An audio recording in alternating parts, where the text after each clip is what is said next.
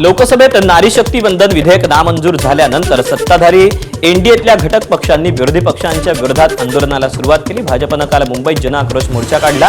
वरळीच्या जांभोरी मैदानातून सुरू झालेला हा मोर्चा एनएससीआय डोमपर्यंत नेण्यात आला। मात्र या जनआक्रोश मोर्चामुळे जांभोरी मैदान परिसरात मोठी वाहतूक कोंडी झाली होती। वाहतूक कोंडीच्या त्रासानं संतप्त झालेल्या महिलेच्या रागाचा सामना मंत्री गिरीश महाजन यांना करावा लागला।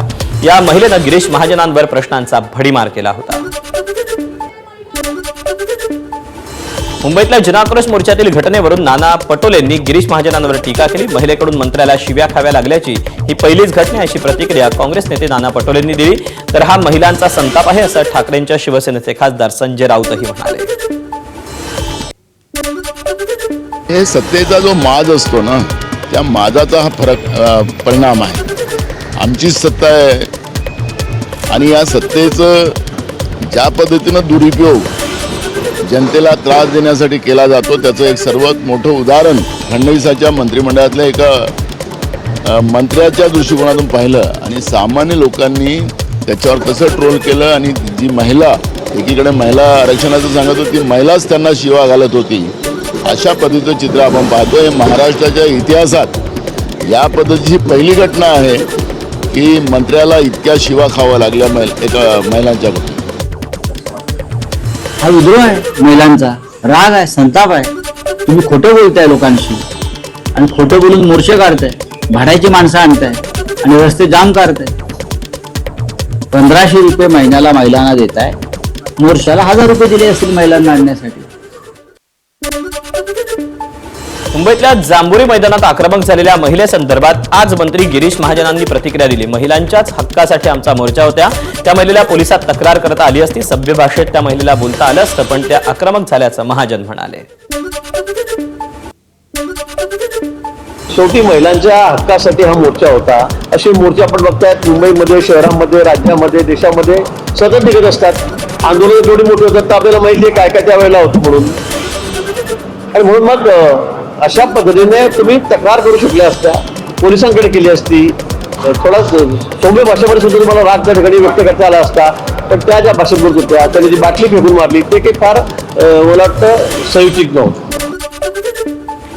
मंत्री गिरीश महाजनांच्या व्हायरल व्हिडिओवर अमोल मिटकरींनीही प्रतिक्रिया दिली। इथं अजित पवार आपल्याला लक्षात घ्यायला हवेत।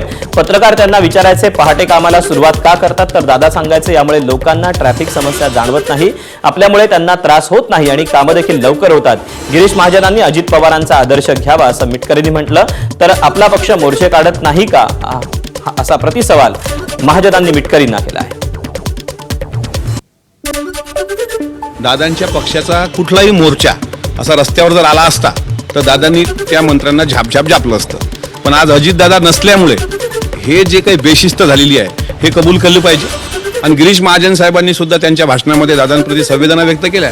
त्यांनी एकच आता हा आदर्श डोळ्यासमोर घ्यावा की दादा सकाळी 5 वाजता कामाला लागायचे, आपल्यामुळे लोकांना अडचण होणार नाही, लोकांचा रोष आपल्याला, आपण एकीकडे महिला बिल पास करण्यासाठी प्रयत्न करतो, दुसरीकडे महिलाच ओरडतात आपल्या नावाने, हे चित्र विदारक आहे। माझा आदर्शचा विषय नाहीये आणि मला असं वाटतं की आपण एका राजकीय पक्षाचे कार्यकर्ते आहात, मोर्चे आपण बघितले नाही का, आपला पक्ष मोर्चे काढत नाही का, किंवा आपल्या मोठल्यावर कुठे लोक येत नसेल मोर्चामध्ये, मला असं वाटतं इतकी गर्दी जमत नसेल म्हणून तुम्हाला तो प्रसंग आला नसेल, मला असं वाटतं। तुम्ही दादाच्या बाबतीत विषय लागला, मला उलट त्यांचं खरं अनुकरणीय होतं की सकाळी 6 वाजेपासून मीटिंग सुरू करायचं, तर काही गर्दीचं नियोजन करा आधी नका होतं होते।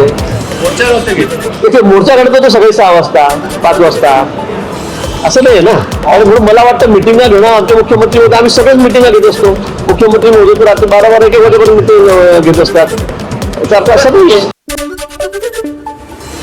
लोकसभेत नारी शक्ती वंदन विधेयक नामंजूर झाल्यानं सत्ताधारी भाजपकडून विरोधकांचा जोरदार विरोध केला जातोय। मंत्री नितेश राणे यांनी विरोधकांवर जोरदार टीका केली। पाकिस्तानातून त्यांचे अब्बा बसून महिला आरक्षणाला कसा विरोध होईल यातून मार्गदर्शन करतात अशी टीका त्यांनी केली। 30 प्रस्तावाने जे काय एक अतिशय चांगलं वाक्य वापरलं त्यांच्या पत्रकार परिषद, ते महिला आरक्षणाच्या निमित्ताने विरोधकांचा बुरखा फाटलेला आहे। म्हणजे त्यांचे महाराष्ट्राचे खासदार जे फतव्यांवर निवडून आलेले आहेत ज्यांचे पाकिस्तानवरून त्यांचे अब्बा बसून महिला आरक्षण कसं रद्द होईल, कसा विरोध होईल, त्या दृष्टिकोनातून सातत्याने मार्गदर्शन करतात. एबीपी माझा, उघडा डोळे बघा नीट.